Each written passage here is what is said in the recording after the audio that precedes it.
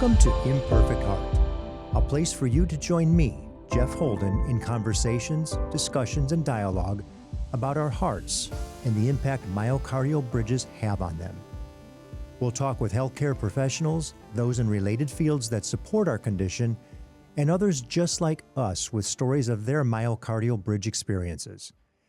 It's my intention for this content to inform, educate, entertain, and even motivate or inspire you in your personal journey on dealing with a myocardial bridge.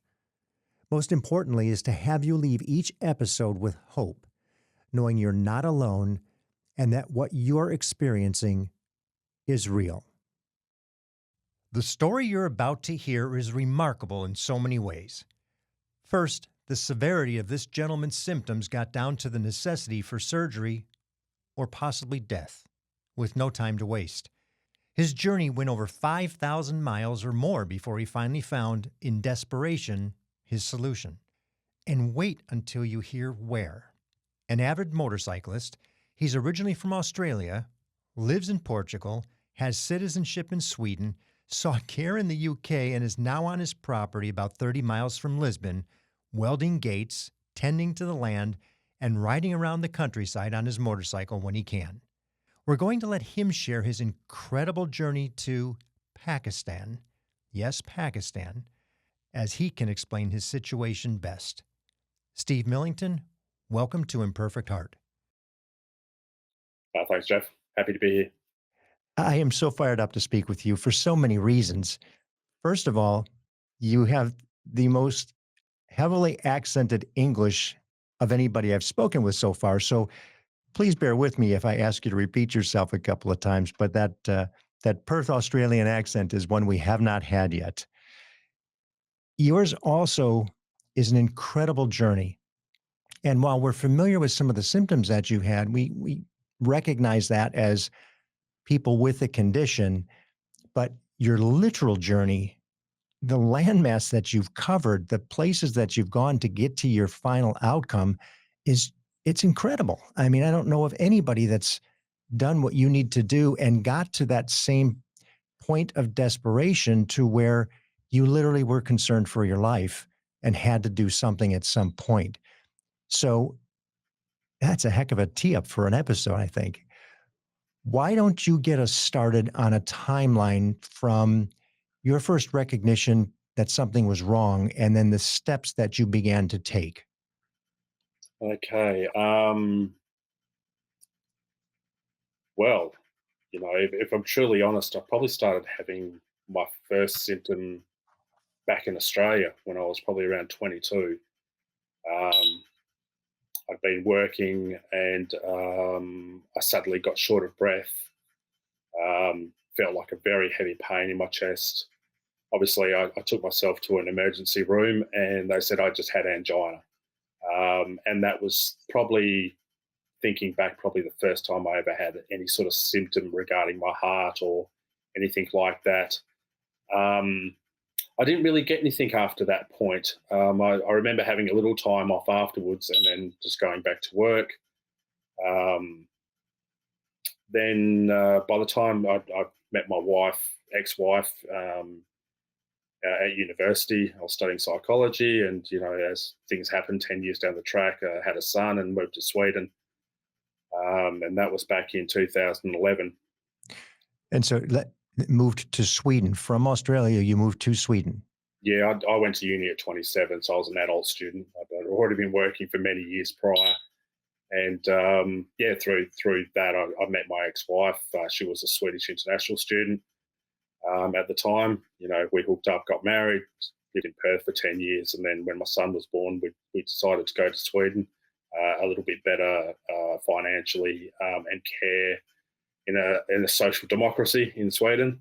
Very big change. I had been there before, but, to live there was a different story.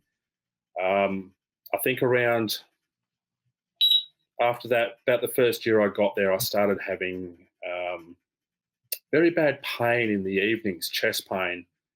I was getting pain in my jaw, behind my shoulder. And I went to a doctor there, and they diagnosed me with GERD. And basically sent me off for some tests, and I had an endoscope, and they said, "Yep, you've got a hiatus hernia.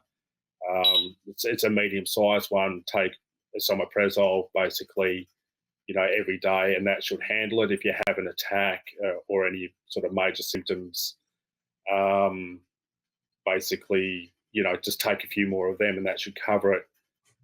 So the following years, I was probably getting an attack about once a month, maybe sometimes twice a month. And it always happened in the evening when I was lying down and resting or sleeping. I'd wake up in excruciating pain in my chest and pain in my jaw, back of my shoulder. I'd get it running down the left side of my body.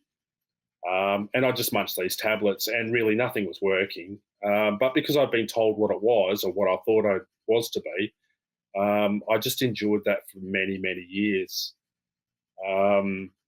All through Sweden, basically. I left about 5 years ago, and I was still having these attacks, but they were just becoming more and more regular over time.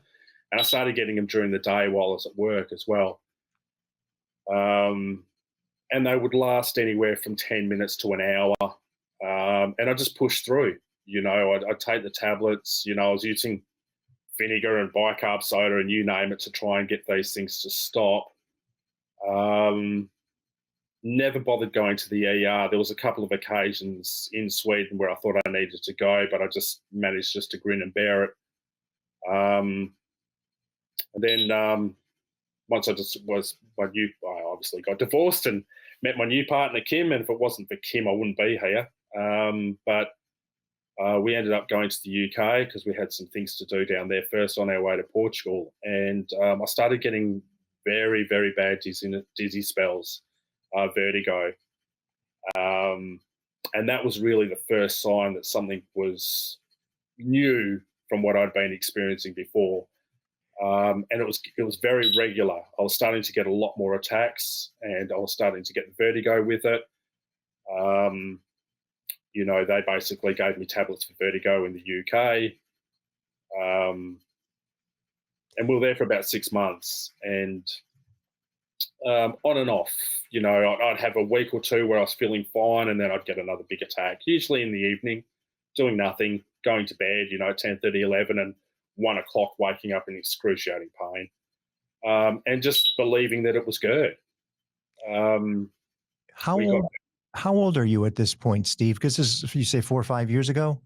Yeah, so I'm coming up 51, so I'm 50. Okay.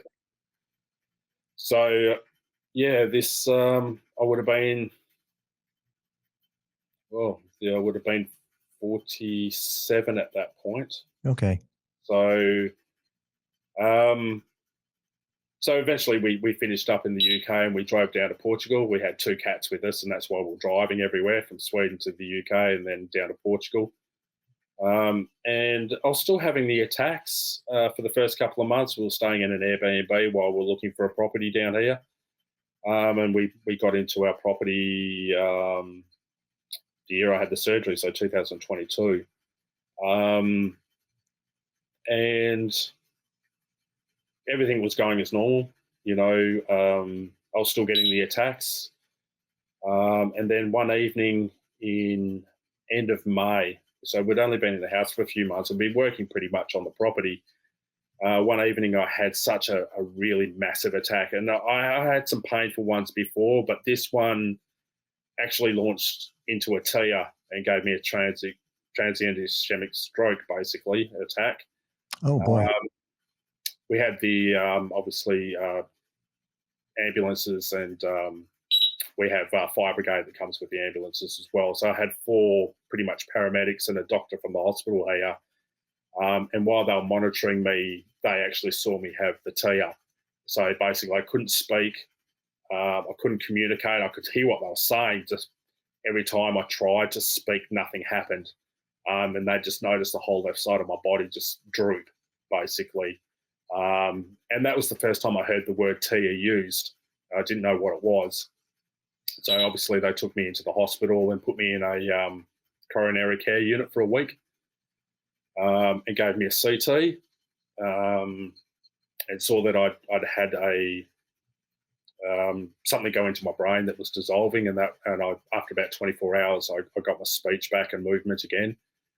But they noticed that I had a bridge. And that was the first time I'd ever heard the term myocardial bridge.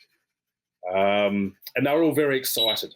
Like I said before, they know about bridges here in Portugal. They are aware that they can be symptomatic, but for most cardiologists and doctors that work in the coronary units, they've never actually seen one. So I remember my first angiogram with the room filled with about 16 doctors and cardiologists, all wanting to witness this bridge. So that was the first time I saw it. At that time, they thought it was about 4 or 5 centimetres. And basically, they were saying this is what's causing the problems that you're having.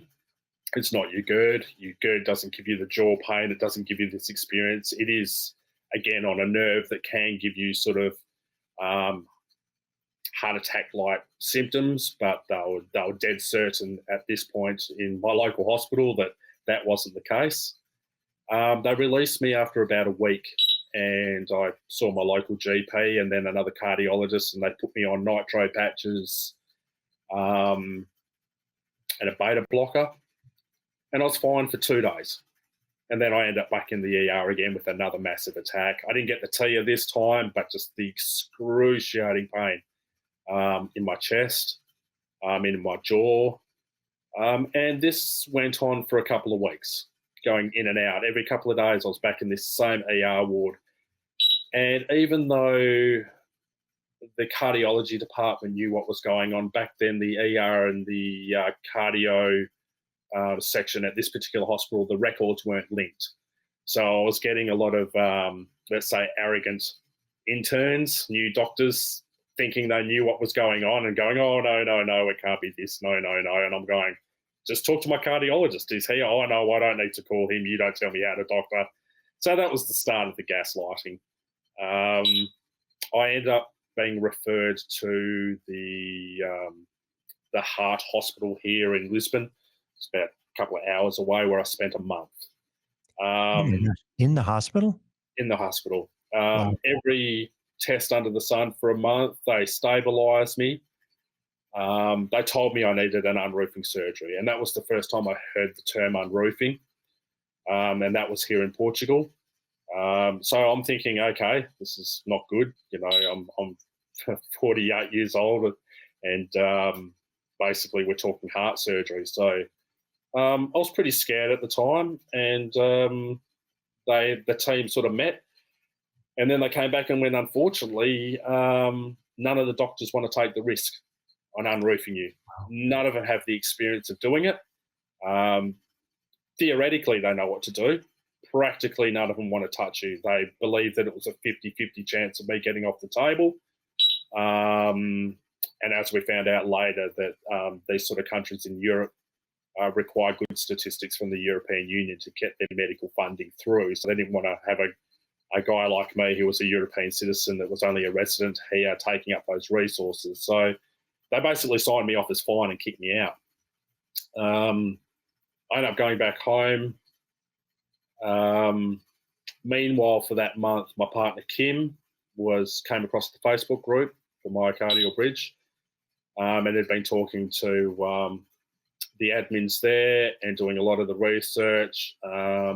I wasn't in a particularly good way in the beginning, so I wasn't really that focused on the research. I was just trying to keep myself alive, essentially. And that was my sort of motivation, was day to day.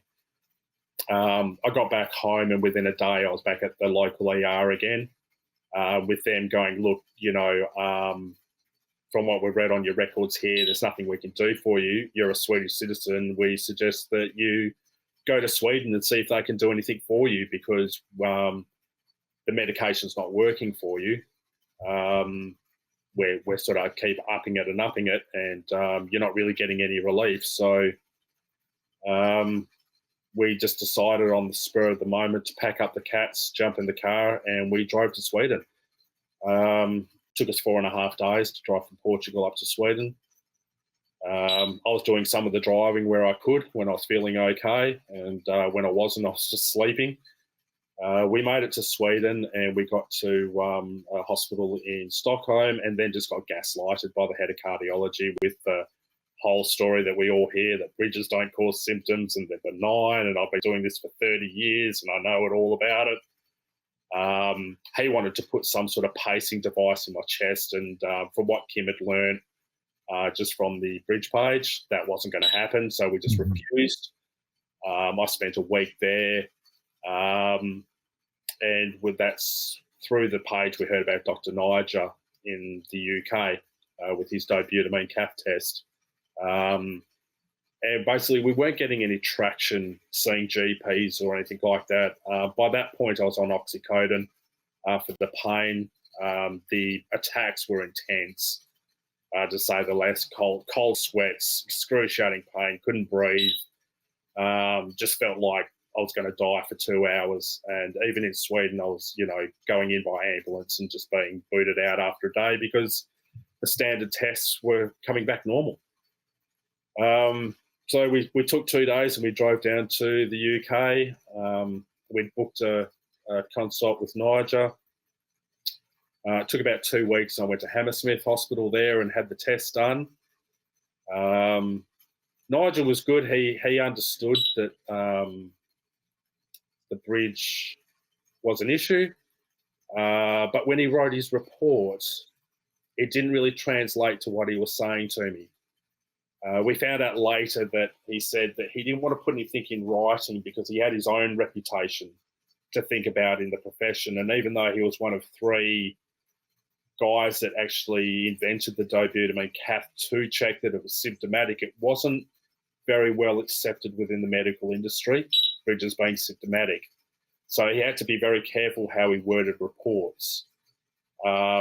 And it basically sounded like I was pushing for an operation when basically he was saying, no, you need one. So once I had that, though, I had a very low IFR. I think it was 0.6. And it was clearly milking. He estimated it to be about 6.5 centimetres after the cath. Couldn't get a surgeon in the UK. I was going in and out of coronary care units at the local hospital in Sussex because I was having these massive attacks. The head of the coronary care was pushing Niger to get me to have an unrelenting surgery. But because I wasn't a citizen, I wasn't covered under the NHS. And the 2 doctors that were capable of doing it, both being Italian, funnily enough, that were working there, weren't prepared to do the surgery without the NHS insurance. So back to square one again. I've been in the UK for about 4 months at that point. I was just going to say, you've gotten yourself from Portugal to Sweden, ineffectively in Sweden to the UK, where you are properly diagnosed again with confirmation, and again dismissed because now you don't have the proper insurance and nobody wants to take that risk without the insurance. Yeah, pretty much. And, even the head of coronary care unit where I was at Concord in Sussex, he was saying I needed this surgery and basically calling it a widowmaker, basically telling me it wasn't going to get better. And basically, get back to Sweden again. So we made the choice to drive back. Oh, my. Again, after 4 months in the UK. And mind you, all this is out of pocket. This is all, our savings just emptying out the door. So we got up to Sweden, but this time when I got up to another hospital, a bit more of a larger one in Stockholm, I was armed with research, papers, everything I needed, plus the Niger report, the dobutamine cath showing that the bridge was symptomatic. And luckily the head of the coronary department there, female, funnily enough, quite young, in her 40s, read it all and was like, wow, we learnt about these in university. They're meant to be benign. This is amazing. Didn't even know this research was there. I've produced things from 30 years ago, from the start of the research to the most current stuff. she took the time to read it, came back and went, oh, we have a surgeon here in Sweden that does this. So we're thinking, unreal, this is great. Turns out he retired 12 years ago, or 14 years ago now. And he didn't teach anyone else. And they were sort of going, oh, well, you could go down to a university hospital in the south and they might be able to help you. But then they referred me to a place called Karolinska, which is like the Scandinavian premier teaching hospital in Scandinavia, which is meant to be the best of the best. And the surgeons all got together, and the same thing that happened in Portugal, none of them wanted to risk it. You know, these are guys that, you know, do bypasses and replace valves and they're at the top of their game. And even though, like I said, it's a fairly straightforward procedure, none of them had done it and none of them wanted to take the risk. So back to square one. By this point, I was having attacks nearly every day. I was at the top end of my medication. And we, through another member on the page, we got in touch with a surgeon in Pakistan that he had used and had been successful, Dr. Takir Akbar. He worked in the NHS in the UK for 30 years. Top of his field is an associate professor in cardiothoracic surgery. He teaches in universities in the UK as well as Pakistan.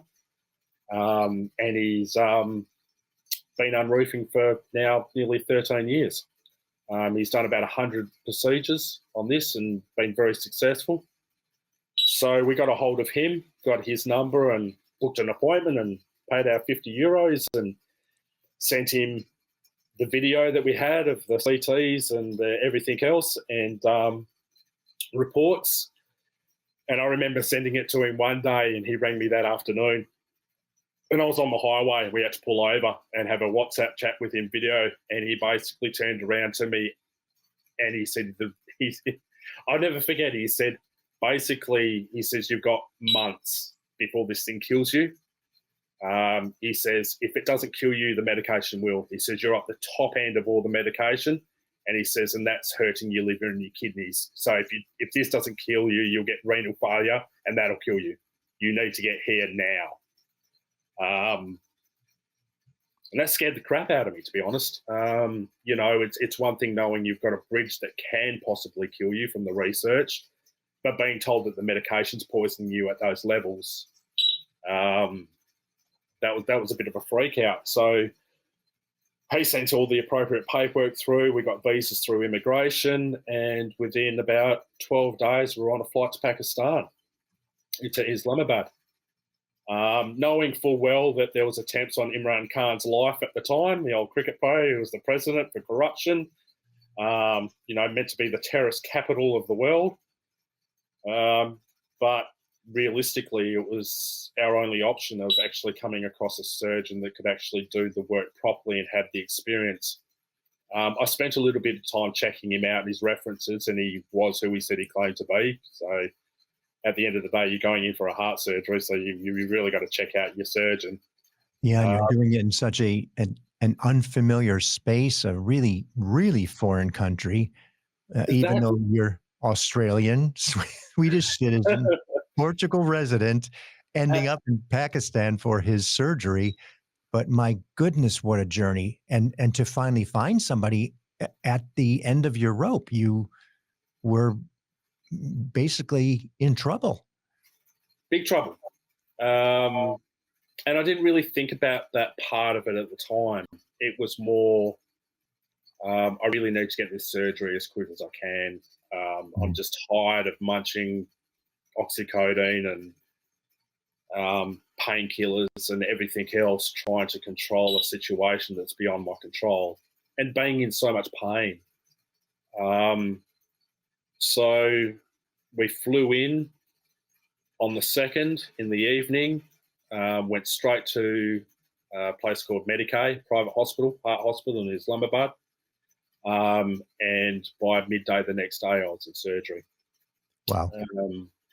So obviously I had additional tests, you know, more endoscopes, which are, you know, the ones that are, I don't know in America, but here you don't get anesthetic and you don't get pulled out. So you spend the whole time choking and vomiting while they're down in your chest.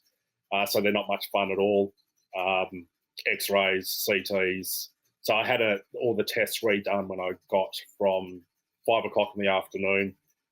I think it was on a Monday, and all the way up until 11 o'clock on the Tuesday, and then they wheeled me in at about 12:30 into the operating room.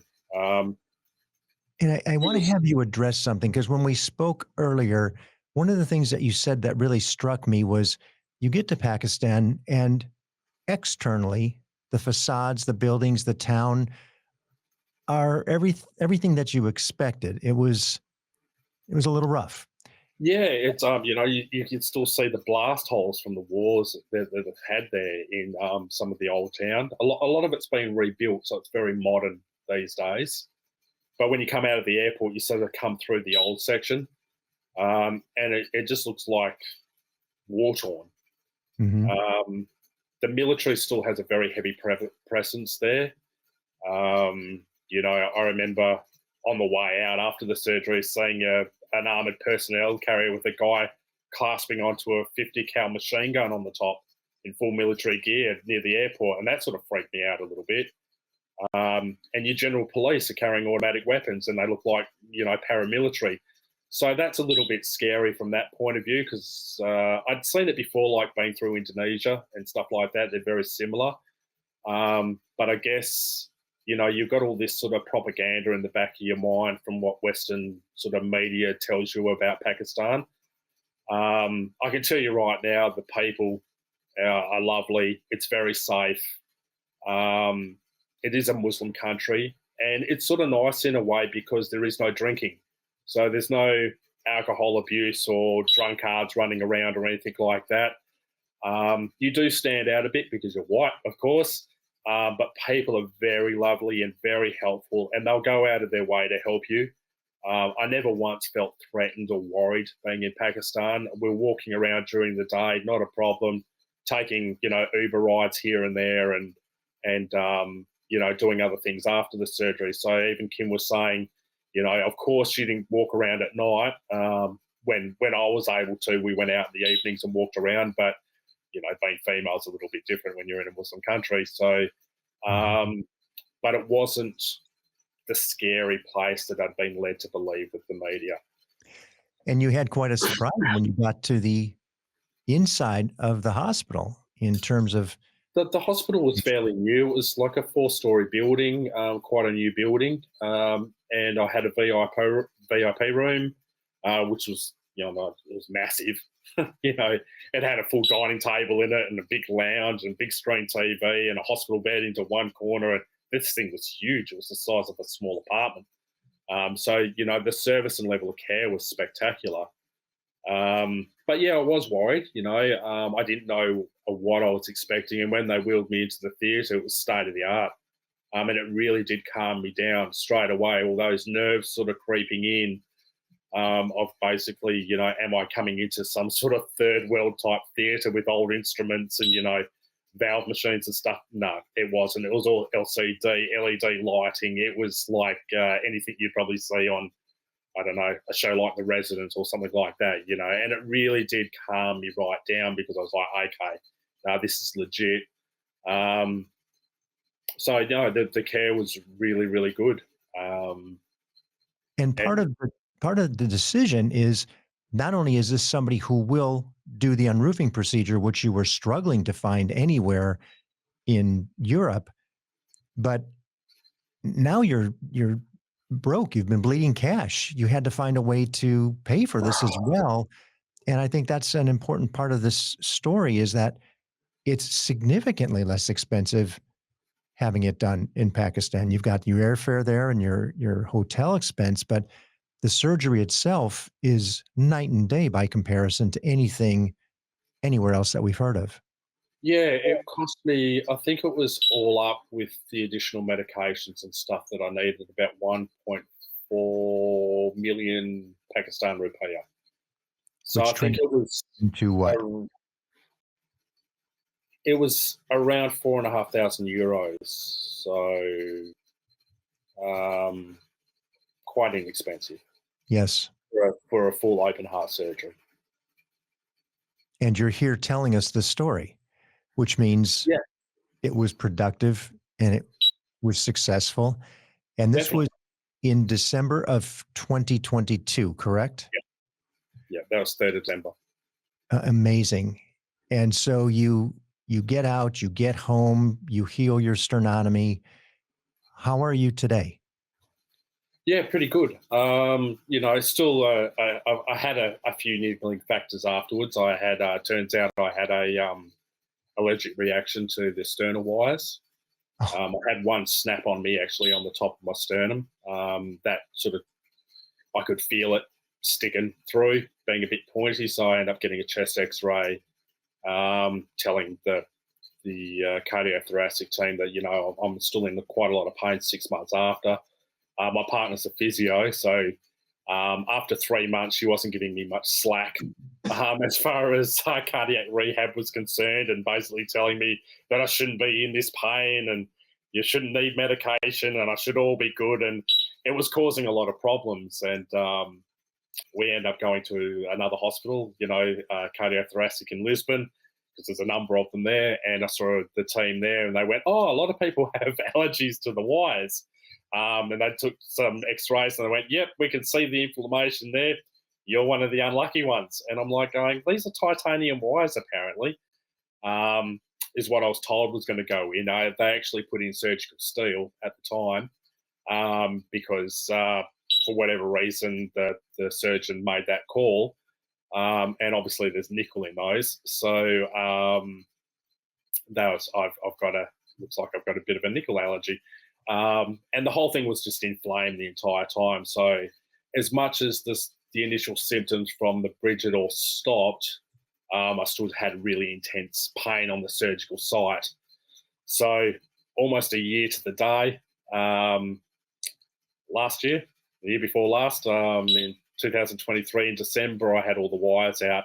They consider it outpatient. You stay in for a couple of days, and you still go under for it. But they found that there was no malunion. I was getting a clicking, which is really unusual. I thought the actual sternum was actually moving. It turns out that because they're cutting through all tendons through the chest and the muscle, and when they spread you apart with the spreaders, you'll stretch tendons out. So the clicking you actually sometimes hear in the first 3 to 6 months is actually the tendons clicking around, and it's not your chest, but it gives you a thud and an echo in your chest that you feel like it's a malunion and it's moving around, but it actually isn't. So they did the tests, and they push your chest. They go, "Didn't move, it's fused." good. That's So good news. good news. And obviously after a break, the actual joint is stronger than the original bone it was before because the way it fuses. So that was all great. And then, unfortunately, the duty nurse that released me got the dates wrong, and my staples and sutures stayed in a week and a half longer than they should have. And they all closed over. So I spent Boxing Day that year back in a surgery, back in an ER department with a cardiac thoracic surgeon, cutting into my flesh to get these staples and sutures out with no anaesthetic, which was probably a Boxing Day I won't forget in a hurry. No, this is true. But, Well, and I'm sure you were happy to tell Kim, see, there was something wrong. There really was something wrong. yeah, let's let that one slide. It's a bit of a testy subject in this household, but at the end of the day, the reality is how serious I got so quickly without Kim, and being a part of the Myocardial Bridge support group, getting all this information, talking to all these other members. I doubt I'd be here. Mhm. For most people that get to the point of where it's really serious and you're having attacks all the time, you're in no frame of mind to think about even treatment. You're just living day to day, worried about the next attack, and how you're going to get through it. And without my partner, I wouldn't be here. If she had not been around, I probably would have died in Portugal a couple of years ago. It was clear when I had the surgery, it was the biggest Dr. Takir had seen in his entire professional career of a myocardial bridge. It was just over 10 centimetres long, It was 5 meters deep and it went into the atrium. And he basically got it all out, resealed the atrium, unroofed it. But he was quite surprised on how large it actually was. Boy, are you fortunate in that you did get somebody who was familiar with the procedure, because to your point of the other doctors having the uncertainty and not wanting to take the risk, probably worked to your advantage, because they would have gotten into a whole bailiwick of problems that they weren't anticipating at all. And And you have unfortunately, I've heard the horror stories out of the UK in the last couple of years with them that's only being half unroofed and still having the same problems. And, you know, a sternotomy is not a fun thing to go through. Any open heart surgery isn't something you take lightly. So having to, feasibly doing it again because it wasn't done properly in the first place, through inexperience, I wouldn't recommend that for anyone. I will be sure to put Dr. Akhtar's information in the show notes. And as a result of your support, I have reached out to him. So I hope we can get him on the program at some point in the next year. If As you're speaking to other people, and I'm going to guess that's your smoke detector going off or your fire. Yeah, this is my this is my carbon monoxide detector going while my fire's on. So I've got a window open. I should be okay. Either that or you have to replace your battery. Yeah, it might be that too. That's what it sounds like. You went through a lot, and I say that both emotionally, physically, and financially, to get done what you did. There are other people in similar situations, and they're giving up, or they just don't know what to do. What would you say to them? I think for a lot of people in that situation, financially, it's crippling. I didn't have private health insurance. I was covered under the European medical health scheme, but when you have countries that won't recognise the issue, they won't pay for other countries to fix you. That's the agreement here in Europe, but trying to get a country to actually authorise that to happen, virtually impossible.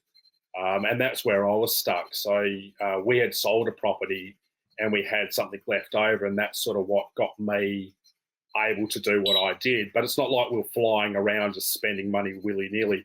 We were doing it on the cheap. We were driving, we were staying in budget hotels. Luckily, the family had a property in the UK, so we didn't pay rent while we were there, but you still have to pay all the utilities and everything else, and food and the travel and the expense. And realistically, it probably set us back close to 50,000, I would expect, all up Mhm. over that 6-month period.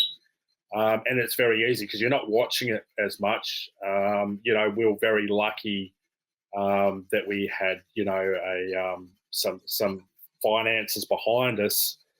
But without that, it could have been a very different story. I could have stayed in Portugal the whole time and come across Dr. Akbar, without having to travel around, and gone that way and probably saved a hell of a lot of money. But the reality is that when it's emergency, you're sort of, you're basically trying to get things done and trying to find a solution. And it's frustrating when you're getting gaslighted. And it's, dealing with, specialists that aren't really specialists. And that just the ego is so large that we had guys that used to throw the journal articles back in my face and go, I don't need to read these. And you just, the restraint I think I needed to not get physical with some of these doctors, they just make you so irate. But realistically, I think, one, you've got to be prepared to move. So you've got to prepare to travel.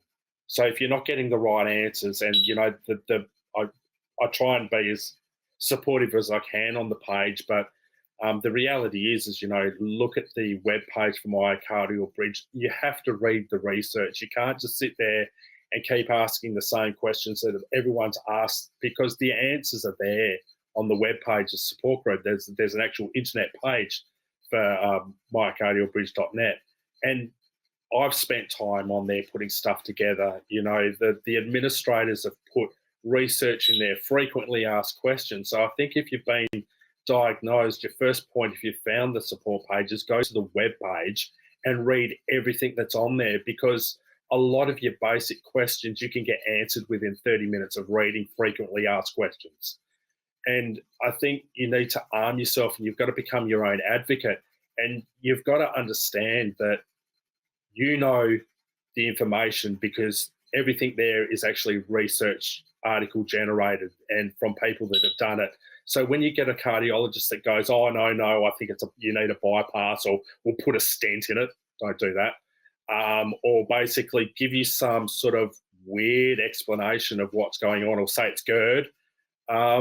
You've got to you can be polite to that cardiologist, but that's your red flag to go, no, this is the last time I'm paying you any money or giving you any of my insurance money, and go back to the page and find doctors in your country that actually understand this. Because you're just going to get gaslighted, and you're going to start second guessing yourself. And then you're going to be, saying, oh, but my doctor's saying this and my doctor's saying that.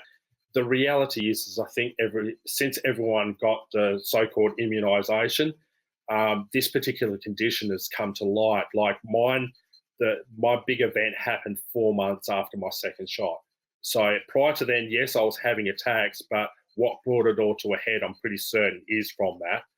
And you're talking about the COVID vaccinations. Yeah, I didn't know if we could actually say that word, because every time you put it on social media, you get shut down these days. So I think many of us would. My situation was similar. I had my second shot, and I was asymptomatic all my life. Next thing you know, I'm not, and it was accelerated quickly. So that's what happened with me. So, and I think realistically, with people like Dr. Takir Akbar in Pakistan, he's not money driven, and I seem to think a lot of it is, unfortunately, in the States because of the health system that's there. But in other parts of the world, we do get universal health care, and it is very good. And you really do start having doctors doctoring for doctor's sake, for the benefit of people, rather than a luxury lifestyle. Not to say that these doctors, don't get paid, they do, but it's pertinent to the economy that they're in their country. And the lovely thing about Dr. Akbar is you do it in Pakistan, under the Pakistan economy. $1.5 million Pakistan rupiah is a ton of money for Pakistanis. This is like top tier medical. But for us, with the conversion rates, it's affordable. And, I say to a lot of people, I say, look, while you're still working and this surgery is coming up, if you don't have the money, take a personal loan, tell the bank you're going getting a car or whatever, make sure it's a personal loan, not a car loan, so you get the cash in your bank, then go get the surgery done there. Because, realistically, you can pay it back when you're still alive. But if you wait too long and you put yourself in a position where you can no longer work, and this disease, essentially, is taking over, it really limits your options. So, a bit of forward planning can really save you a lot of drama. And speaking to the right cardiothoracic surgeons, especially, is the key point. I still feel a lot of cardiologists understand that the bridge can be symptomatic, but will put you through a myriad of unnecessary testing that you'll pay for through your premiums, just so they can get their end, and meanwhile prolong the problem. And, for us, it was talking to a surgeon who had done this that fast-tracked everything.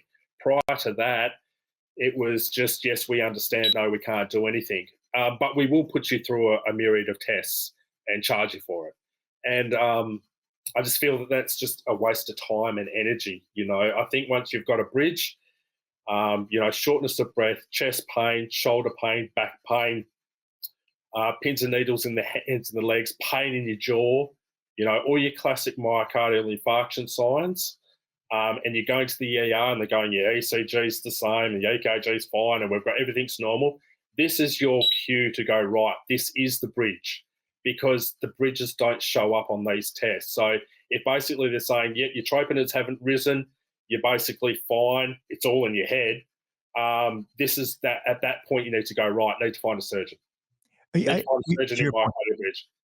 I think that is exactly the classic routine that so many people go through to the point of, wow, now I'm not sure. No, no, that's not sure. That's confirmation to move forward and get something done. Yeah, go see a And surgeon as quick as you can. That basically there's a list of surgeons and specialist cardiologists on the website. Check them out. If they're not in your state or in your country, travel. Don't put up with specialists that say they know, because all that's happened is you're just going to be delayed and the symptoms are just going to get worse. And you're going to end up taking medication that you really shouldn't be taking. A lot of the medication's contraindicative to bridges, especially like for some people, nitro doesn't work for me. Fast-acting nitro is great for vasospasms, get massive headaches from it. Still use it occasionally now. But actually nitro patches or nitro tablets, they're the worst things. But for some people it works, some people it doesn't. But don't wait. Don't waste time on this dealing with specialists that want to do another CT or want to do an angio without doing a dobutamine cath. It's just basically I've had my fifth angio 2 weeks ago to check some of my sort of symptoms that still exist out, and they're painful. And you forget, I've had 5 in 5 years, and I sort of went in there talking to my partner Kim, going, "Oh yeah, I'll be fine. I've had plenty of these. I'll be in and out." And actually getting it done, I was like, "Oh God, I forgot how much these things hurt." So if anyone's ever had one, they know what I'm talking about. And your arm, you can't use it for days afterwards. I forgot all about that. So yeah, don't hesitate. I think that's the worst thing you can do for yourself. oh, and that self-advocacy, we see it all the time. You have to advocate for yourself because there's so much confusion in this particular situation. I'm pleased to say I think it's becoming a little more familiar, too slowly though for too many people. And certainly in my opinion, and every doctor we've spoken with, these could cause sudden cardiac death. And And while especially if for me, I'm sort of fairly young, and luckily I didn't have any build up in my arteries and things like that. But a lot of people right, have heart conditions already with these on top. So, really the urgency has to be a lot greater, because, you know, these things can generate clots. These things can give you strokes. These things can create a myriad of other problems in your body.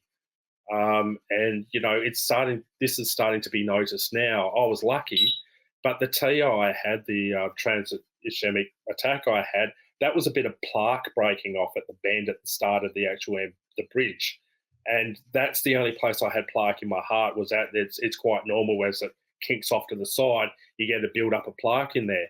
And that's what set it off for me. And I can tell you, having essentially a stroke, it's not fun at all. Not painful, but the fact that you can't speak, can't move, and you can't, communicate, and you lose that sense of, using your mouth and speaking, it's a scary, scary thing.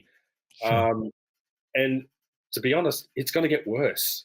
If you're getting symptoms and you're getting pain in your chest and you've got shortness of breath and you're getting vertigo, and it's really affecting your life, and you can't sleep properly, you can't sleep on your side, you can't sleep on your back because you feel like you're going to suffocate.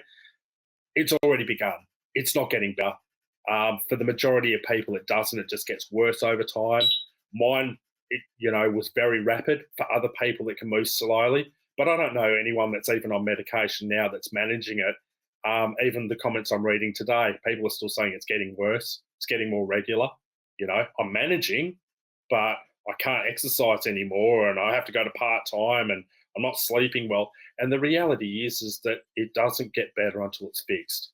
Right. So And good. yours wasn't a perfect recovery. You're not 100% today. Tell us just a little bit about your symptoms today, and would you do it again? Yeah. So basically, after I had the wires out, of course, I was fine for a few months, and then my heart rate jumped up to 230 beats per minute, just out of nowhere. And I had my little finger, monitor on, and I got my video out and I'm recording it going, this just can't be right. You know, I'm puffing and I'm short of breath and I'm not feeling good. And I remember going to my local GP and I'm going, I'm showing him the video, and he thought he was looking at the oxygen saturation. And I'm going, no, that's the beats per minute. And he's just like, oh, okay. He's going, that's SVT, supraventricular tachycardia. That can kill you. And I'm like, oh, okay.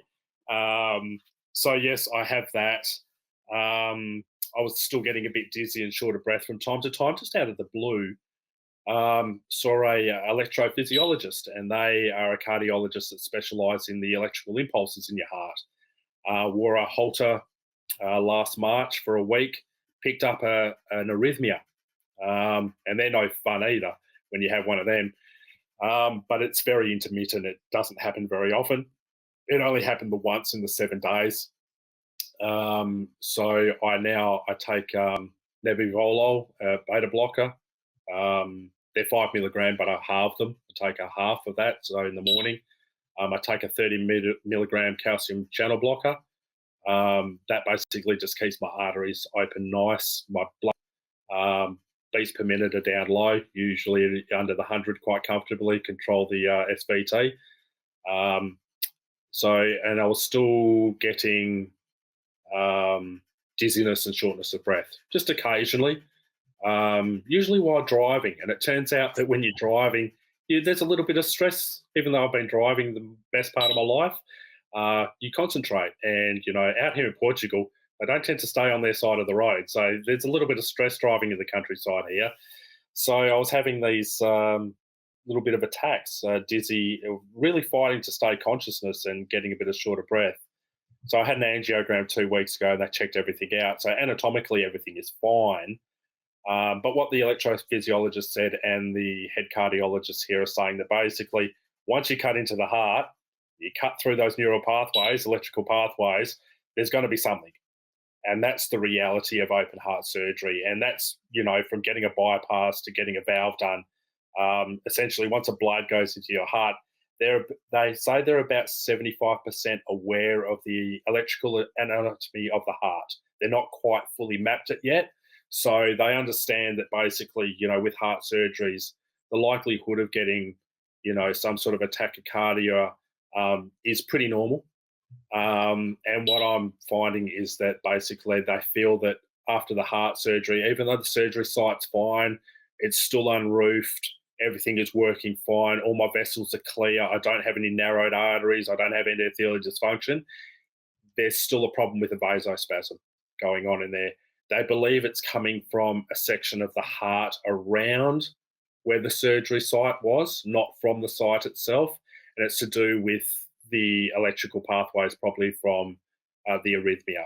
So this is what's happening. It can, under stress, I can get this happening. And basically, I can just manage it with an extra calcium channel blocker, and it just passes in about 10 minutes. So that's where I am today. But I do heavy work. I've got a big block here in the countryside. Have I seen you welding fences on your property? Is that what I've seen? All sorts of stuff. Yeah, I've got a 3,000 square meter block. I hand mow that with a petrol mower. That takes half a day of constant walking around, and it's on a hill. I'm pruning olive trees, fruit trees. I build things, construct fences, put in driveways. Mind you, Kim does the driveway work. She's good at that with her little spade.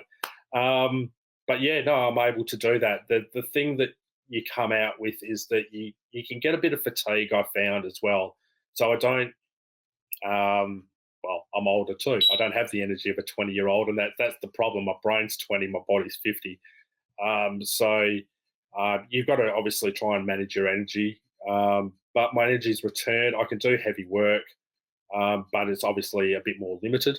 I do try and exercise as much as I can and walk, and waiting for the springtime to start riding my bike again and stuff like that. But Yeah, I would recommend it to anyone. I think realistically, compared to my quality of life before, where essentially I was spending more time in hospitals than I was in my own house, and just laid up. And when I was at home prior to the surgery, I was having problem walking from the bathroom to my bedroom without being puffed out, and it was just no quality of life.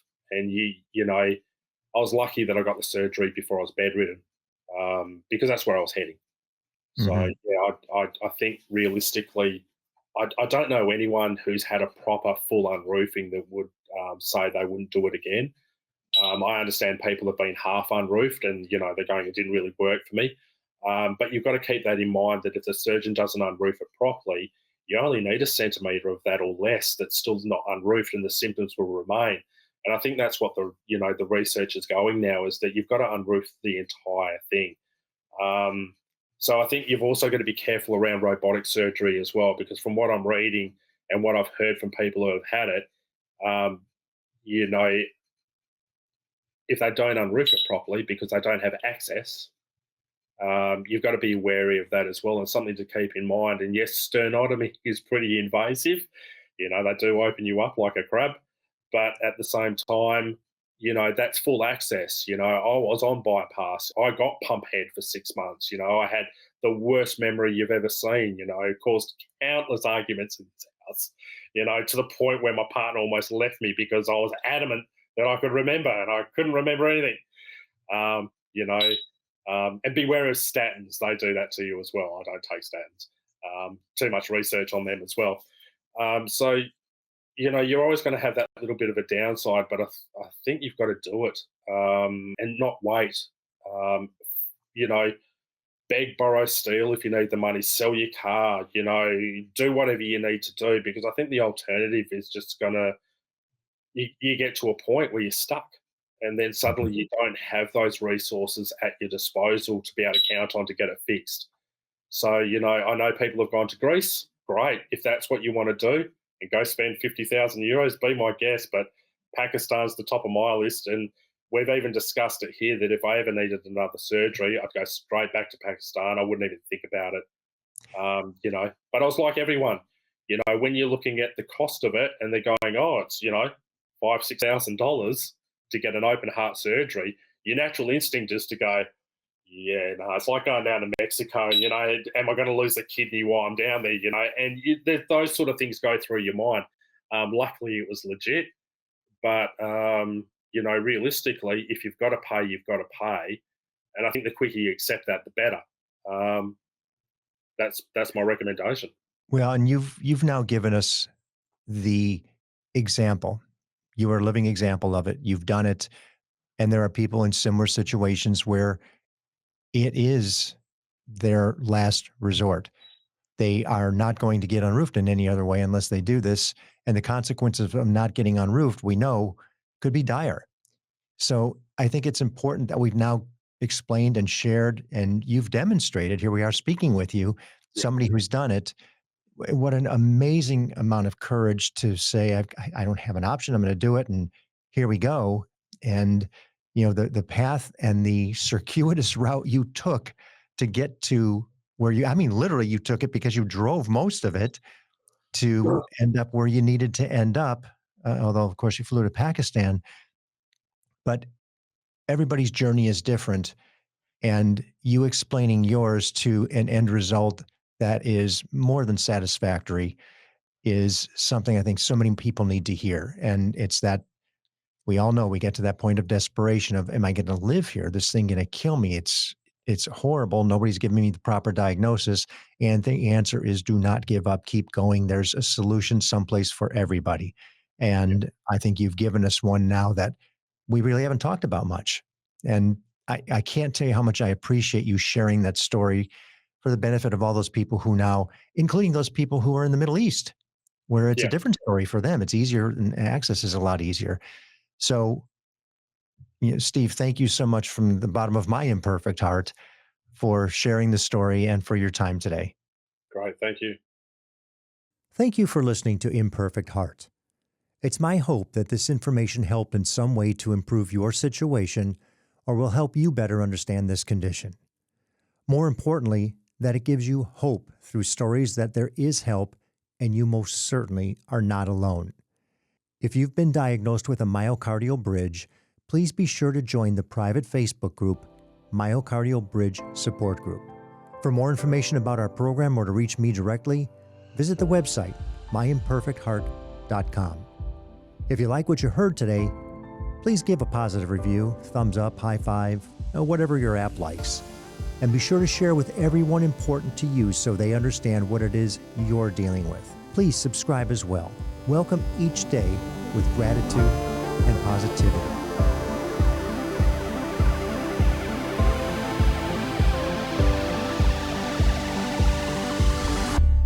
The views and opinions expressed in this program are solely those of the host and the guest and are not intended to provide, nor are they a suitable substitute for, professional care by a doctor, therapist, mental health professional, or other qualified medical professional.